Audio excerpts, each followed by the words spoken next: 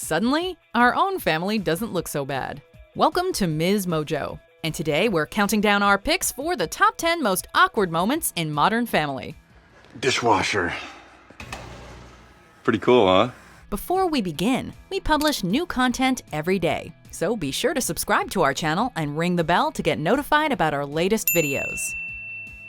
For this list, we're taking a look at all the times our favorite family made us cringe and laugh at the same time. Whether it's in moments so wild and far-fetched that we could never see them happening in real life, or scenarios that are all too relatable. If it has us watching with one eye open and a wide grin on our face, it's eligible for this list. At least now it's over. We can start to move on.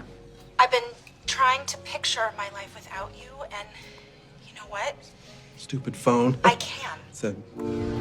Number 10, roommate mix-up. The classic case of mistaken identity. It's tough for any parents to see their firstborn go off to college, but for this tight-knit clan, it's even harder. Oh my god, what is that shirt? Pretty sweet, huh? Haley Dunphy Moving Company, see? Because we're moving you here. All Haley wanted was for Phil and Claire to leave. They, on the other hand, insisted on smothering her, giving her condoms, making her bed with baby sheets, and wearing commemorative shirts. Oh, no, don't you dare pick me up and take that shirt off. What? Why? It's cute. It's not cute. None of this comes close to the level of embarrassment and awkwardness of Phil's error when he mistakes Haley's roommate for his wife. I'd like admission to your student body. Oh my goodness! I am so sorry. I thought you were my wife. As if the situation isn't bad enough, Claire, Haley, and the girl's dad walk in. Phil's explanation does not help. He what? Phil. I thought it was you.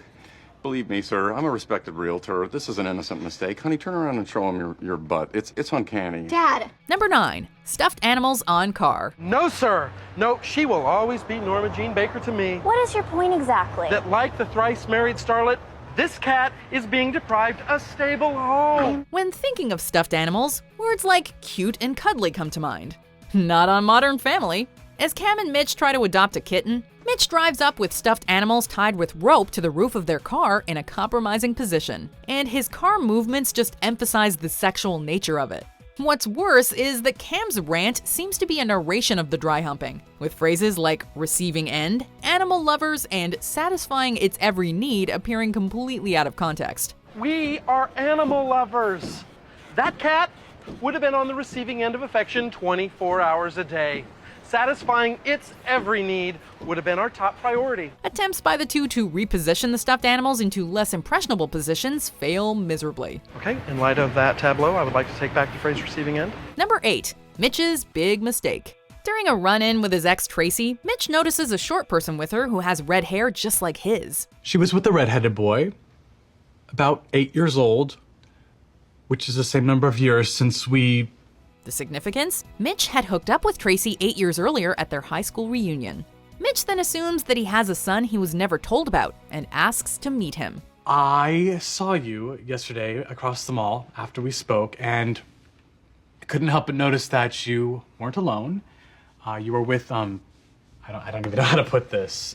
His name is Bobby. Cam and Mitch go bearing gifts, and what follows is one of the most awkward moments on the show, with Mitch's alleged son actually turning out to be Tracy's husband of short stature. Hey, honey, what's up? I wanted to introduce you to Mitchell and Cameron. This is my husband. What's even worse is the little slugger baseball glove Mitch hands over as a gift. They got you a present? Oh, it's nice. It's just a little, you don't need it. I wouldn't even... Little slugger? Cam cleverly walks out. We would have too. Number 7, Haley's young love. He's out of your league. He's reading a book. Upon noticing a cute boy at the airport, Haley observes him and then makes her move. And while he initially ticks all of her boxes, when she starts talking to him, something begins to seem fishy. Are you drawing something there? His outward appearance and maturity happen to be just that, a facade. Because in reality, it's just a 14-year-old middle schooler. Yup, 14. Naturally, this was not the age Haley was expecting him to be, and she makes a quick retreat. It's for school. We're supposed to make a comic strip. We had to do that too back in the 80s. While viewers found this incredibly awkward, Alex could only laugh as Haley hung her head in shame. He was 14 years old. Shut up. He's my soulmate.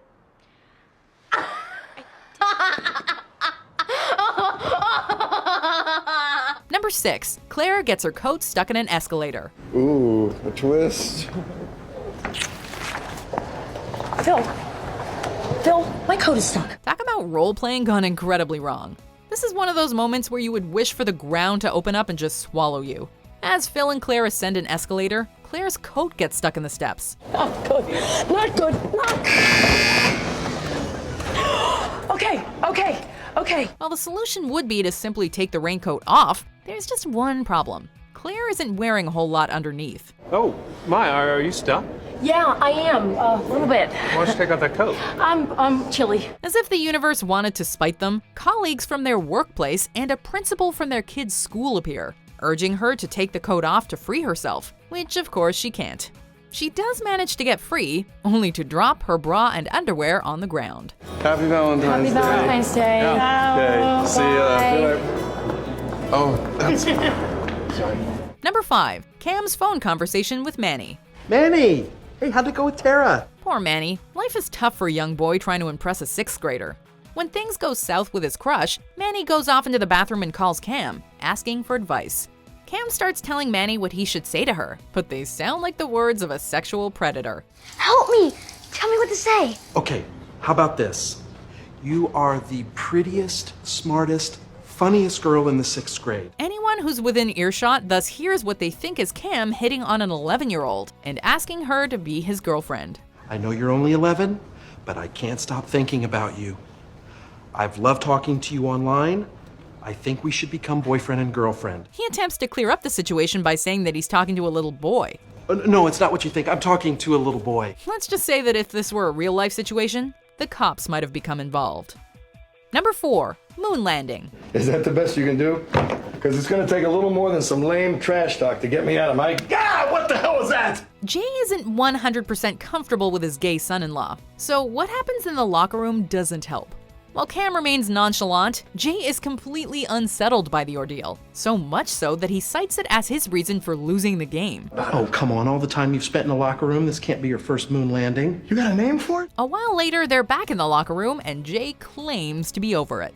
He touches butts again, over and over with who he thinks is Cam, until Cam himself appears at the locker room entrance. Got me again. Yep.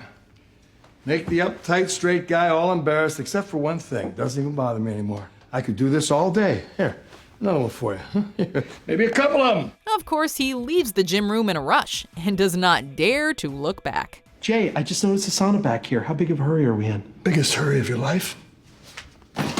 Excuse me. Number 3. At the restaurant. This is a special soup called pho. You told me not to say that word. When Mitch, Cam, and Gloria take Lily to a Vietnamese restaurant, things don't exactly go as planned.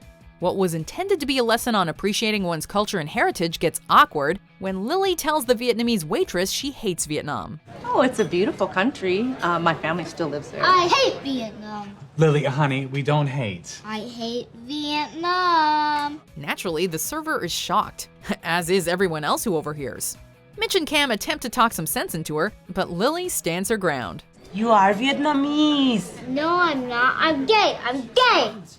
Honey, no, you're not gay. You are just confused. Oh my God, what is wrong with me? It's like Oh, please, we have tons of lesbian friends. And you know what? Mitch and Cam's responses don't exactly sound great out of context either.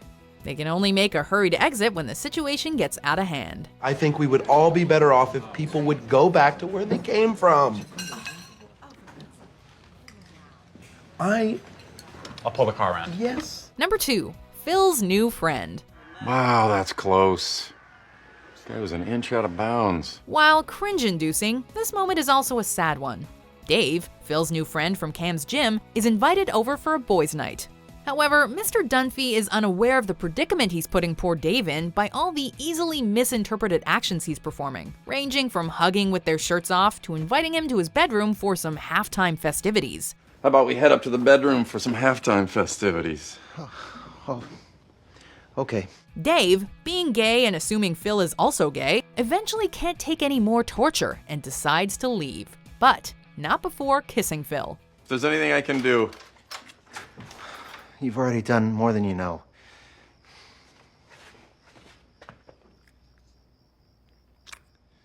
Seeing Phil's realization is the icing on the cake. Huh.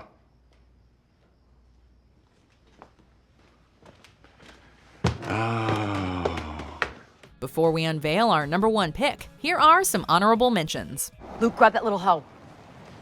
I don't think that's what she meant. Is it? Will you make me the happiest man on earth and be my bride? What?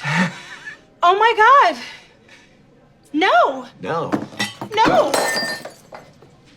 I need to talk to you for a second. Let me just ask you a little something. What are you doing with my mother? Hey, I've got a code.